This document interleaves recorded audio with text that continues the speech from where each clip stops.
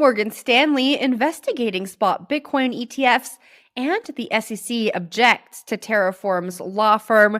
You're watching CoinDesk Daily. I'm your host, Jen Sanasie.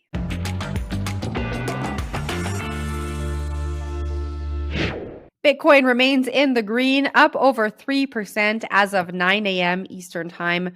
The CoinDesk 20 index is up over 6% in the same time period. Excitement around the spot Bitcoin ETF is one of the driving factors driving prices, and even more big names are becoming interested in the Bitcoin ETF. Morgan Stanley is said to be evaluating spot Bitcoin ETFs for its brokerage platform, according to sources. The arrival of broker-dealers like Morgan Stanley, as well as large registered investment advisor networks, could bring more investment into the new products.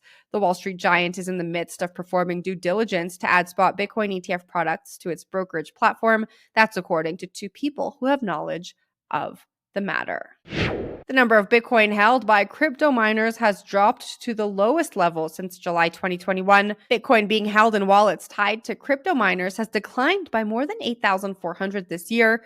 The impending reward halving and the dry season in China could explain why miners are running down their coin stashes. The halving is widely seen as a stress test for miners, as it's expected to reduce revenues and boost production costs simultaneously. Miners create valid blocks, adding transaction records to the public ledger or the blockchain. New coins emitted. So how does the mining process work? Well, miners create valid blocks, adding transaction records to the public ledger or the blockchain. New coins emitted with each block are given to miners as a reward for the work. They also receive transaction fees.